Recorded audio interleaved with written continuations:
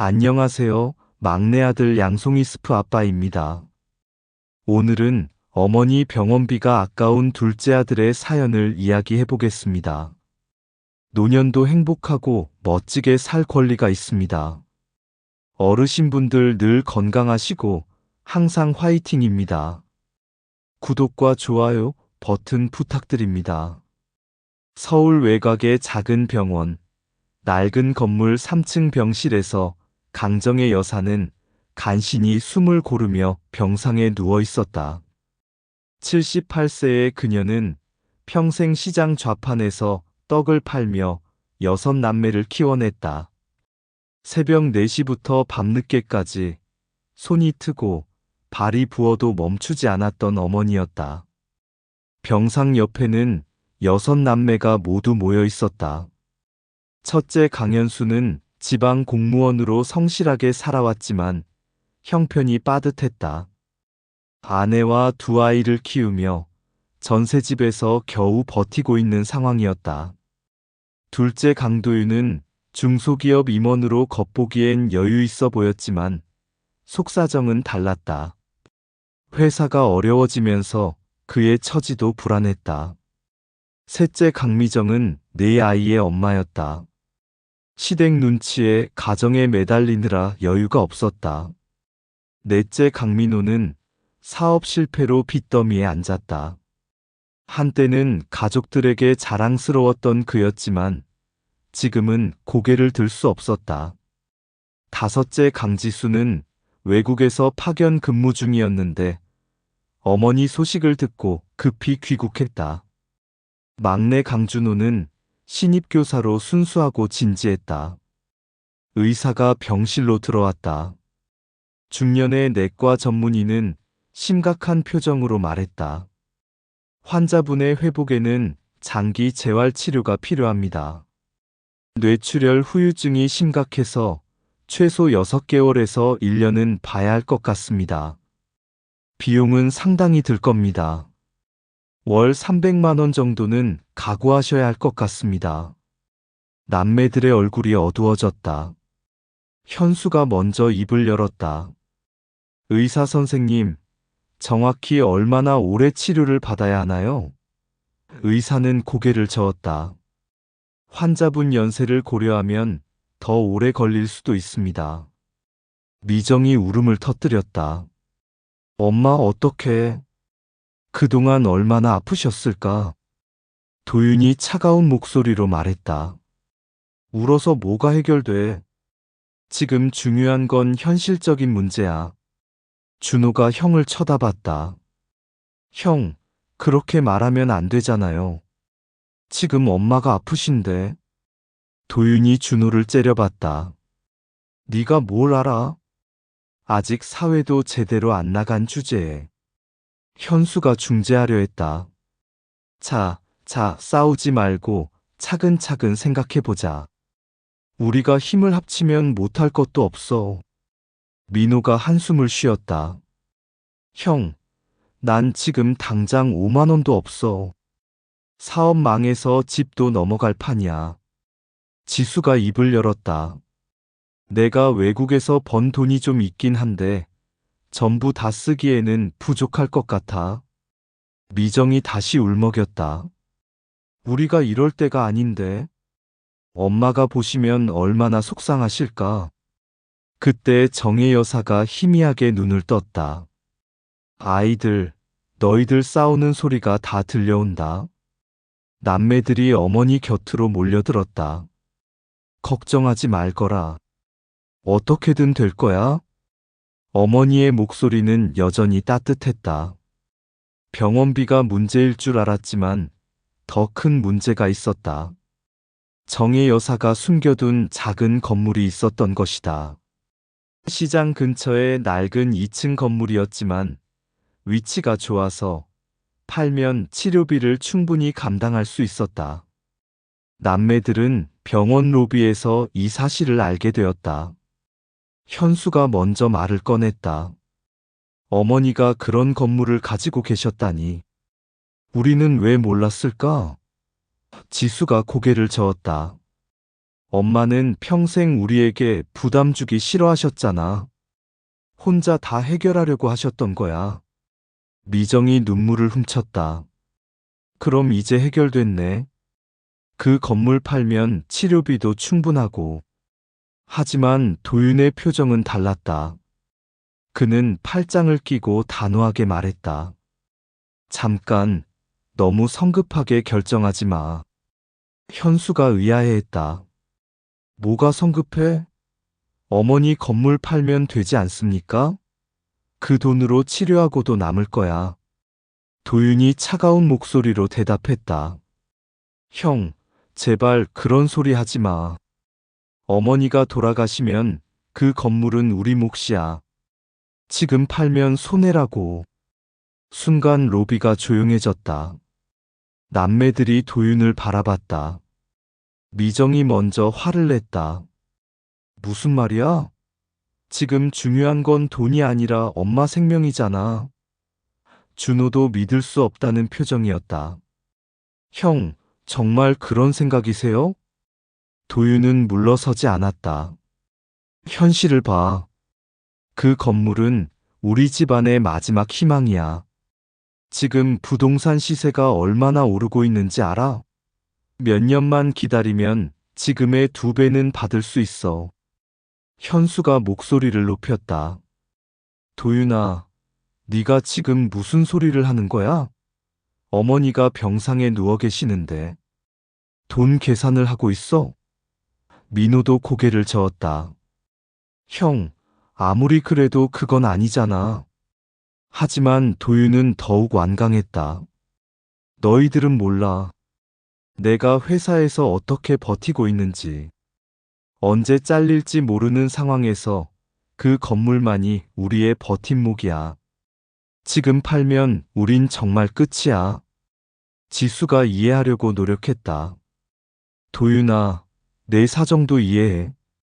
하지만 지금은 엄마가 우선이야. 도윤이 고개를 저었다. 형, 누나, 나만 나쁜 사람 만들지 마.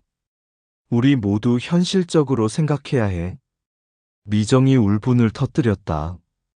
현실적으로? 엄마 목숨보다 현실적인 게 뭐가 있어? 도윤이 차갑게 대답했다. 엄마도 우리가 잘 살기를 바라실 거야. 무작정 감정에만 휩쓸려서는 안 돼. 준호가 나섰다. 형들, 이러지 맙시다. 엄마가 들으시면 얼마나 속상하실까요? 하지만 이미 분위기는 돌이킬 수 없이 악화되어 있었다. 현수가 한숨을 쉬었다. 도윤아, 네 마음도 이해하지만 지금은 어머니가 먼저야. 도윤이 일어섰다. 형들이 그렇게 생각한다면 할 수 없지. 하지만 나는 반대야. 그 건물은 절대 팔면 안 돼. 그는 그대로 병원을 나가버렸다. 남은 남매들은 어떻게 해야 할지 막막했다. 순식간에 병원 로비는 싸움터가 되었고 가족의 화합은 깨져버렸다. 어머니의 생명과 가족의 미래 사이에서 남매들은 갈라서고 말았다. 다음 날 남매들은 다시 병원에 모였다. 하지만 도윤만은 보이지 않았다. 현수가 도윤에게 전화를 걸었지만 받지 않았다. 이 녀석이 정말... 현수가 한숨을 쉬었다. 오후가 되어서야 도윤이 나타났다. 그의 얼굴은 어제보다 더 굳어 있었다. 준호가 반갑게 인사했다. 형, 어서 오세요. 우리 얘기 좀 해요. 하지만 도윤은 냉랭한 표정이었다. 미정이 다가갔다. 도윤아, 어제는 우리가 좀 흥분했나 봐. 다시 차근차근 얘기해보자. 도윤이 팔짱을 꼈다. 얘기할 거 없어. 내 입장은 변하지 않았어. 현수가 참을성 있게 말했다. 도윤아, 우리 가족이잖아. 어머니 치료가 우선이야. 도윤이 단호하게 대답했다. 내가 회사에서 어떻게 버티고 있는지 알아? 구조조정 바람이 불고 있어. 언제 잘릴지 모르는 상황이야. 지수가 이해하려고 노력했다. 그래도 도윤아, 지금은. 도윤이 말을 끊었다. 누나도 외국에 있어서 몰라. 한국 현실이 어떤지. 그 건물만이 우리 집안의 버팀목이야. 지금 팔면 우린 정말 끝이야. 민호가 자신의 경험을 털어놓았다. 도윤아, 나도 사업하다가 다 잃어봤어. 그런데 가족보다 소중한 게 어디 있어? 도윤이 비웃었다. 형도 그래서 지금 이 모양이잖아. 감정에 휩쓸려서. 준호가 나섰다. 형, 돈보다 엄마가 더 소중하지 않아요? 건물이 무슨 의미가 있어요? 도윤이 준호를 째려봤다. 넌 아직 세상 몰라. 이상만으로 가족을 먹여 살릴 수 있나? 현수가 목소리를 높였다. 도윤아, 네가 지금 무슨 소리를 하는 거야? 우리가 어머니한테 받은 사랑을 생각해봐. 도윤이 냉소적으로 웃었다. 사랑? 사랑으로 병원비를 낼 거야? 미정이 울먹이며 말했다. 도윤아, 제발 그러지 마. 엄마가 들으시면 얼마나 속상하실까. 도윤이 고개를 저었다. 엄마도 현실을 아실 거야. 무작정 감정에만 휩쓸려서는 안 된다고. 지수가 화를 냈다. 도윤아, 너 정말 이기적이야. 엄마 목숨이 경각에 달렸는데 돈 계산이나 하고. 도윤이 반박했다. 이기적? 난 가족의 미래를 생각하고 있어. 너희들이 근시안적인 거야. 준호가 간절히 말했다. 형, 우리 이러지 맙시다. 엄마한테 가서 직접 여쭤봅시다. 도윤이 단호하게 말했다. 안 돼. 엄마는 아프시니까 우리가 알아서 결정해야 해. 현수가 마지막으로 시도했다. 도윤아, 정말 마지막이야. 다시 한번 생각해봐. 도윤이 일어섰다. 형, 내 결심은 변하지 않아. 그 건물은 절대 팔 수 없어. 그러나 도윤은 자신의 진짜 속사정을 말하지 않았다. 회사가 부도 직전이라는 것, 이미 집을 담보로 대출을 받았다는 것, 그래서 어머니의 건물이 마지막 희망이라는 것을. 그는 가족들 앞에서 체면을 차릴 수밖에 없었다. 도윤은 눈길조차 주지 않고 병실을 나갔다. 남은 남매들은 막막했다. 가족이 이렇게 갈라진 것은 처음이었다. 어머니를 살리고 싶은 마음은 같았지만 방법을 놓고 끝없이 대립하고 있었다. 며칠 뒤 정희 여사의 상태가 악화되었다. 의식이 희미해진 그녀는 간헐적으로 눈을 뜰 뿐이었다. 남매들은 교대로 병실을 지키며 어머니를 돌봤다. 하지만 도윤만은 여전히 차가운 태도를 유지했다. 어느 오후 정희 여사가 힘겹게 눈을 떴다. 아이들. 그녀의 목소리는 바람에 흔들리는 나뭇잎처럼 가늘었다. 남매들이 모두 병상 주위로 몰려들었다. 도윤도 마지못해 자리에 앉았다. 엄마, 괜찮으세요? 미정이 어머니의 손을 잡으며 물었다. 정혜 여사가 미소를 지었다. 괜찮다. 너희들이 다 모인 것만 봐도 행복하구나. 하지만 그녀의 눈빛은 슬퍼 보였다. 현수가 조심스럽게 말했다. 엄마, 말씀하실 게 있으시면 편하게 하세요. 정혜 여사가 천천히 고개를 끄덕였다. 너희들이 싸우고 있다는 얘기를 들었다. 남매들이 당황했다. 지수가 어머니를 달랬다. 엄마, 그런 거 신경 쓰지 마세요. 우리가 알아서 할게요. 하지만 정희 여사는 고개를 저었다.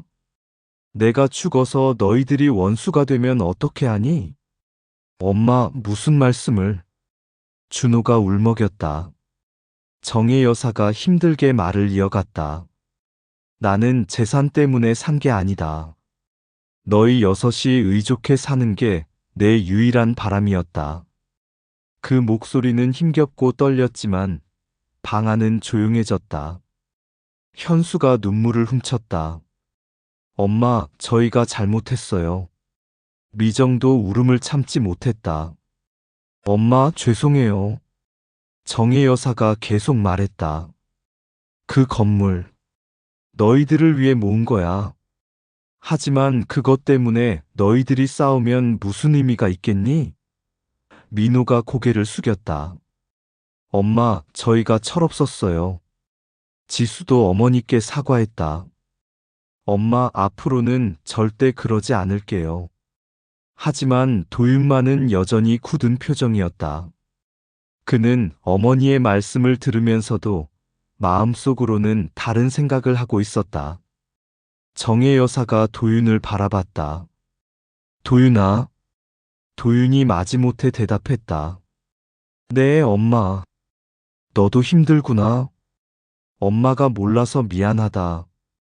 도윤의 눈가에 눈물이 맺혔다. 엄마. 도윤의 목소리가 떨렸다. 정혜 여사가 손을 내밀었다. 이리 와서 손 잡아라. 도윤이 어머니의 손을 잡았다. 그 손은 너무나 차가웠다. 너희들 모두 각자의 사정이 있을 거야. 하지만 가족보다 소중한 건 없단다.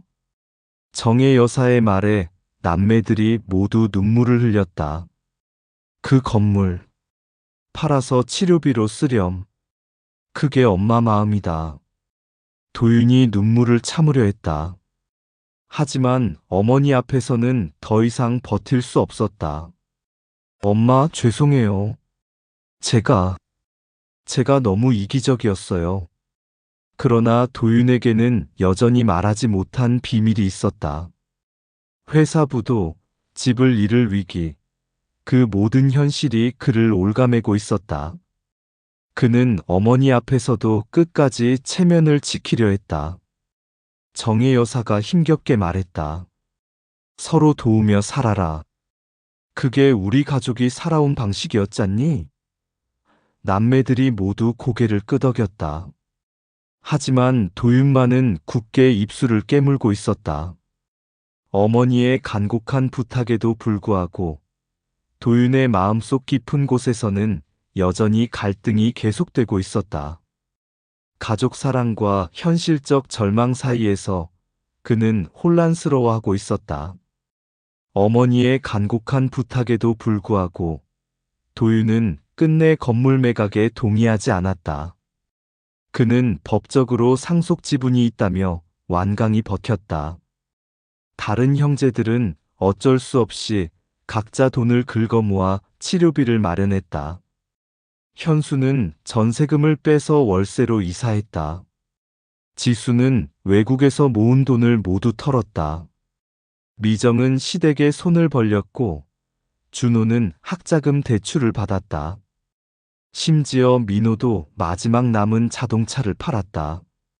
하지만 여전히 부족했다. 치료는 시작되었지만 더디게 진행되었다. 정혜 여사의 상태는 좀처럼 호전되지 않았다. 의사는 더 적극적인 치료가 필요하다고 했지만 돈이 부족해 기본적인 치료만 받을 수밖에 없었다. 도윤은 병실에 나타나지 않았다. 가끔 간병비만 조금씩 보내올 뿐이었다. 다른 형제들은 그를 원망했지만 어머니 앞에서는 내색하지 않았다. 정혜 여사는 도윤이 오지 않는 것을 알고 있었지만 아무 말도 하지 않았다. 한 달이 지나고 두 달이 지났다. 형제들의 생활은 모두 피폐해졌다. 현수는 월세 때문에 밤잠을 설쳤고 미정은 시댁의 눈치를 봐야 했다. 지수는 외국 복귀를 포기해야 했고 준호는 과외 아르바이트를 시작했다. 그런데 어느 날 밤 정희 여사의 상태가 급격히 악화되었다.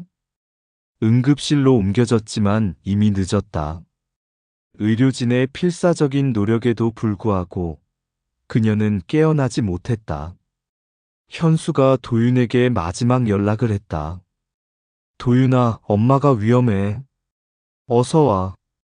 하지만 도윤이 도착했을 때는 이미 모든 것이 끝난 후였다. 정혜 여사는 가족들의 손을 잡지 못한 채 홀로 숨을 거두었다. 장례식장에서 도윤은 처음으로 무너졌다. 빈소 앞에서 그는 아무 말 없이 울고 있었다. 형제들은 그를 바라보며 복잡한 감정에 휩싸였다. 분노와 원망, 그리고 연민이 뒤섞여 있었다. 준호가 조심스럽게 다가갔다. 형, 괜찮으세요? 도윤이 고개를 들었다. 그의 얼굴은 눈물로 범벅이 되어 있었다. 내가 엄마를 죽였어. 그의 목소리는 절망에 차 있었다. 현수가 한숨을 쉬었다. 도윤아, 이제 와서 그런 말 해봤자 무슨 소용이야? 미정도 차갑게 말했다.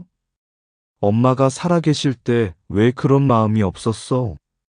도윤이 무릎을 꿇었다. 형들, 누나들 미안해. 나는 정말 최악의 인간이야. 그제서야 그는 자신의 진짜 사정을 털어놓았다. 회사부도, 집을 잃을 위기, 모든 것을 잃을 수도 있다는 두려움. 그래도 그게 변명이 되나? 지수가 화를 냈다. 엄마 목숨보다 소중한 게 어디 있어? 민호도 고개를 저었다. 도윤아, 너 때문에 우리 모두가 힘들었어. 도윤은 더 이상 변명하지 않았다. 그는 어머니를 살리지 못했다는 죄책감과 마지막까지 욕심을 버리지 못한 스스로를 원망했다. 가족들 앞에서 체면을 지키려다가 가장 소중한 것을 잃었다는 사실이 그를 짓눌렀다. 장례를 치른 후 남은 남매들은 각자의 길로 흩어졌다. 건물은 결국 팔리지 않았고 도윤이 관리하게 되었다. 하지만 그 건물을 볼 때마다 그는 어머니의 마지막 모습을 떠올렸다. 그날의 상처는 평생 지울 수 없게 되었다. 형제들은 명절에도 모이지 않았고 서로 연락하지 않았다. 어머니가 지키려던 건 단순한 건물이 아니었다. 서로를 의지하는 마음이었음을 너무 늦게 깨달은 것이다. 도윤은 혼자 남겨진 건물에서 매일 어머니를 그리워했다. 하지만 후회는 이미 늦었다. 오늘 사연은 여기까지입니다. 시청해주셔서 감사합니다. 구독과 좋아요는 큰 힘이 됩니다.